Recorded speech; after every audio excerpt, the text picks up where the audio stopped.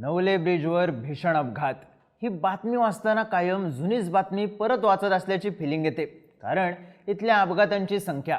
बुधवारी 18 फेब्रुवारीला नवले ब्रिजवर पुन्हा अपघात झाला।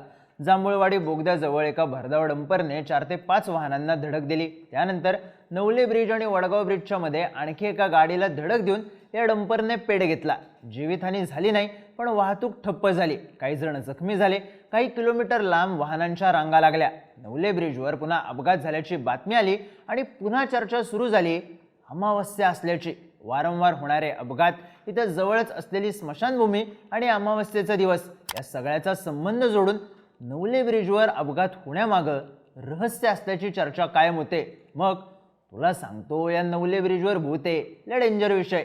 पांढऱ्या साडीतली बाई, घुकणांचा आवाज आणि इतर बऱ्याच अफवा जन्म घेतात। याच रहस्याचा उलगडा या व्हिडिओमधून करूयात। नमस्कार, मी चिन्मय आणि तुम्ही पाहताय बोलबिडू। आता 18 फेब्रुवारीला नवले ब्रिजवर अपघात झाला आणि डंपरने पेट घेतला। अग्निशमन दलाचे जवान तातडीने इथे आले, त्यांनी आग विझवली आणि मोठा अनर्थ टळला। पण या अपघातानंतर नवले ब्रिजला अमावस्येला अपघात होतात याची चर्चा पुन्हा सुरू झाली। पण मुळात 18 फेब्रुवारीला अमावस्या नव्हतीच। अमावस्या होती 17 फेब्रुवारीला, जी 16 फेब्रुवारीला सुरू झाली आणि 17 फेब्रुवारीला संध्याकाळी 5:30 वाजता संपली। मागच्या आठवड्यात 12 फेब्रुवारी 2026ला नवले पुलावर अपघात झाला। यात एका तरुणीचा मृत्यू झाला, पण तेव्हाही अमावस्या नव्हती, तर दशमी होती। पण नवले ब्रिजवर मागच्या काही महिन्यातला सगळ्यात डेंजर ॲक्सिडेंट झाला 13 नोव्हेंबर 2025ला। तेव्हाही एक कंटेनर जोरात आला, त्याचे ब्रेक फेल झाले, तो जवळपास 20 गाड्यांना धडकला। यावेळी एका टेम्पो ट्रॅव्हलरने पेट घेतला, एक 4 व्हीलर पेटली आणि एकूण 8 जणांचा मृत्यू झाला। त्या दिवशी नवमी होती, अमावस्या नव्हती। त्यानंतर 17 नोव्हेंबर 2025ला इथे पुन्हा अपघात झाला, पण तेव्हाही अमावस्या नव्हती, तर त्रयोदशी होती। 20 नोव्हेंबर 2022ला सुद्धा नवले पुलावर भीषण अपघात झाला होता, ज्यात एका ट्रकने 48 गाड्यांना उडवलं होतं। 13 जण जखमी झाले होते। त्या दिवशी एकादशी होती। त्याआधी 7 नोव्हेंबर 2022ला नवले ब्रिजवर अपघात झाला होता, तेव्हा चतुर्दशी होती, जी 7 तारखेच्या संध्याकाळी संपली। अपघात झाला 7 तारखेच्या पहाटे। 11 फेब्रुवारी 2023ला नवले ब्रिजवर अपघात झाला, 2 जण जखमी झाले, तेव्हा पंचमी षष्ठी असा तिथीचा क्षय आला होता। 23 एप्रिल 2023ला ट्रक आणि ट्रॅव्हल्सचा अपघात झाला, ज्यामध्ये 5 जणांचा मृत्यू झाला, पण त्या दिवशी तृतीया चतुर्थी असा तिथीचा क्षय होता। 5 मे 2023ला इथं एकाच दिवसात 2 अपघात झाले, 3 जण जखमी झाले। या दिवशी होती पौर्णिमा। 25 ऑक्टोबर 2023ला अपघात झाला, एक मृत्यू झाला, तेव्हा एकादशी होती।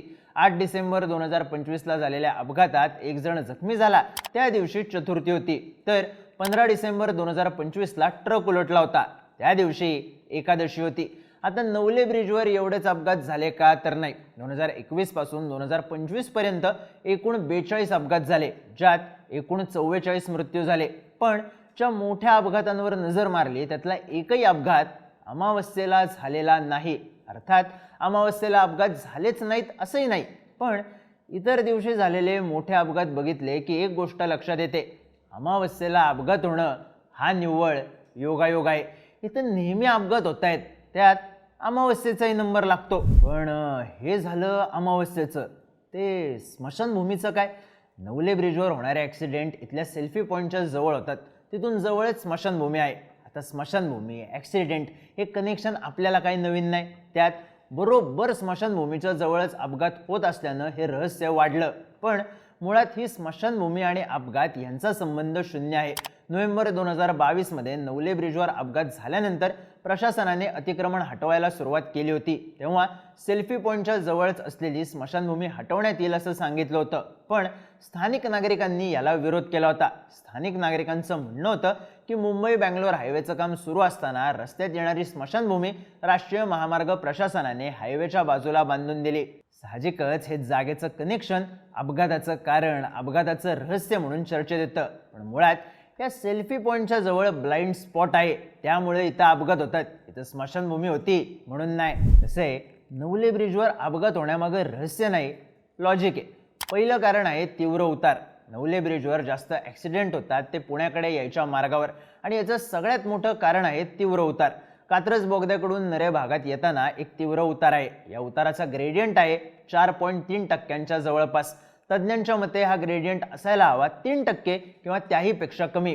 आता या तीव्र उतारामुळे होतं काय, तर आधीच कात्रज बोगद्यातून वेगात असलेल्या गाड्या या उतारावर आणखी वेग पकडतात.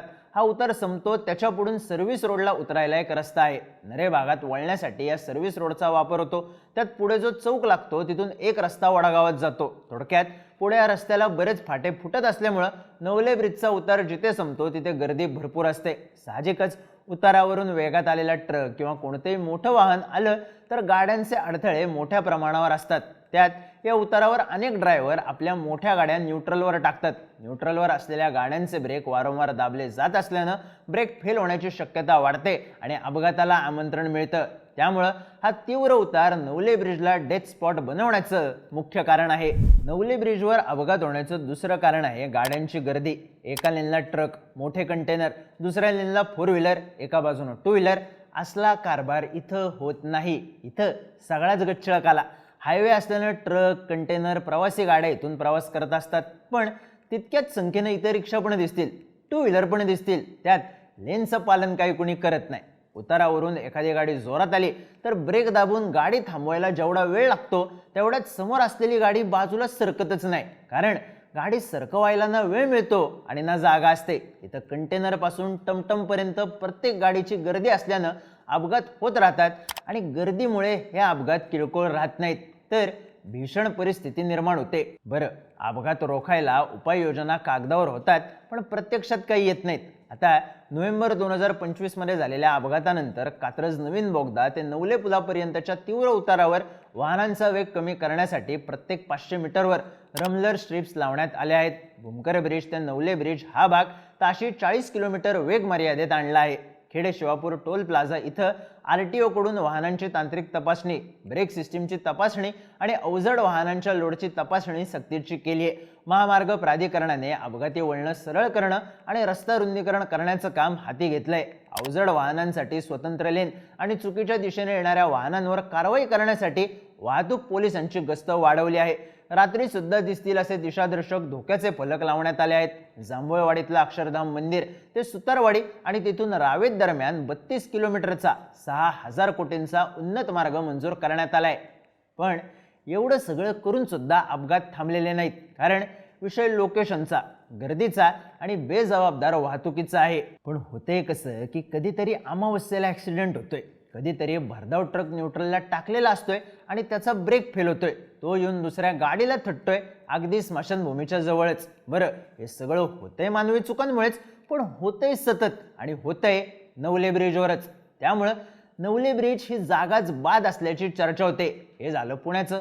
पण प्रत्येक शहरात, प्रत्येक गावात असा एखादा चौक, एखादी तिकटी किंवा एखादं तिकटणं असतेच की जिथं गेल्यावर माणूस फिक्स जातोय अशी चर्चा होते. तिथंही असलाच उतार, निसरडा भाग, अंगावर येणारा चढ, नाहीतर स्वतःला टॉम क्रूज समजणारे ड्रायव्हर असतात. अपघाताची, माणसं जायची कारणं प्रॅक्टिकल असतात पण चर्चा भूतांची होते. कारण सातत्य असतं होणाऱ्या अपघातात आणि त्यामुळं होणाऱ्या भूतांच्या चर्चेत सुद्धा.